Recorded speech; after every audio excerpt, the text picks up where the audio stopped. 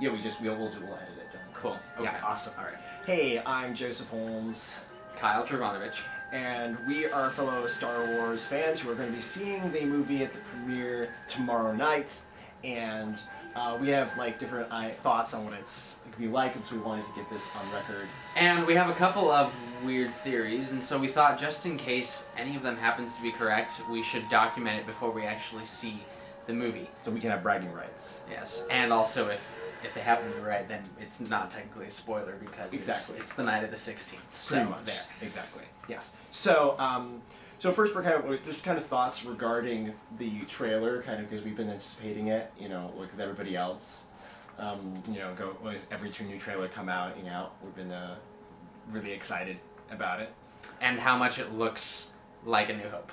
Yes. And that was the thing. It's like the one thing that we were concerned about was that, everything that's coming out about the movie, from Death Star to the... There's the young, heroes that are from this deserty planet. The old, wiser person brings them on to this cause, fighting the Empire. There's another spherical space weapon, another battle with X-Wings. And the fact that they, it's the Jedi passed into myth and legend, and they don't, Another masked villain. So it's the same movie.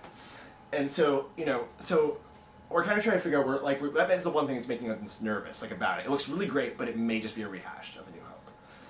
And the way you put it is, yes, it's either bad storytelling or great marketing, brilliant marketing, because they know that the reason everybody's going to this movie is purely for nostalgia. Nostalgia, absolutely. Yeah. Especially after reaction to the prequels, they want to communicate this is the spirit of the original trilogy. Exactly. So what you've been looking for. If that's what they're doing, they're really just shamelessly going for marketing, and there's actually going to be really new, interesting stuff in the movie. Then it's brilliant. It's great. But we just don't know.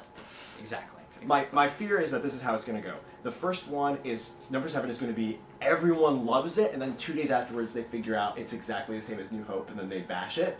So then Episode 8, they're going to go be completely different, and do a whole bunch of really bold changes that everybody hates. And then Episode 9, they find a way to meld it together. Just be careful of overcompensating. Exactly. Are you listening to me, Paramount? Star Trek. Another discussion for another day. Yes. All right. So anyway, but your thoughts? You had an interesting thoughts on yes. So we don't think Luke is evil. No, not gonna be the villain. And partly that is because narratively, I know you disagree. It's okay, Nick. The reason I don't think is that it doesn't make sense narratively with number 6. That his whole point was, am I going to go to the dark side? Am I going to go to the dark side? No, I'm not. I've made the decision not to. If he eventually goes to the dark side, that makes the narrative payoff at the 6th one not make sense and not matter, and essentially rehashes that same storyline.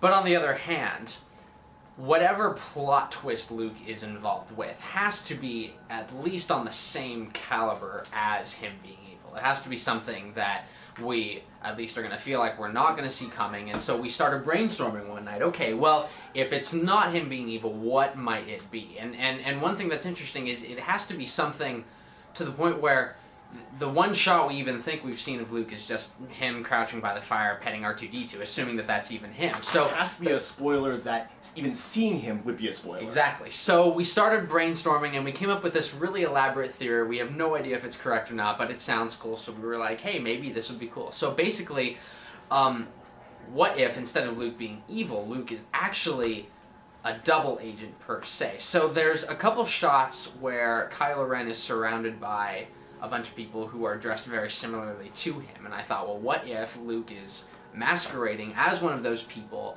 and at a critical moment in the movie, he takes out his lightsaber, takes off the mask, and starts doing awesome stuff. Yeah. Sort of he's an undercover, Strider, Aragorn. Something like that. The other twist in the thinking that it might be is that the reason that Luke has not been restarting the Jedi Order and is now undercover doing that thing is because the Rebel Alliance now and their new setup has actually become corrupt. That would make sense with the heroes becoming adults and then becoming a corrupt storyline, but also not feeling that Star Wars does, but also not feeling like it's rehashing anything. Exactly. Yeah. So we thought maybe that would be a reason why he would be sort of doing his own thing. Yeah. So we thought that would be cool. We have no idea if it's correct or not, but if it is, that'd be that'd be awesome. Yeah. So we're gonna do a follow-up video after we see the movie, and we'll let you know what we thought of it. No spoilers, but still we'll give you our reactions. So until then, may the Force be with you, and may the spoilers. There we go. All right. Oh.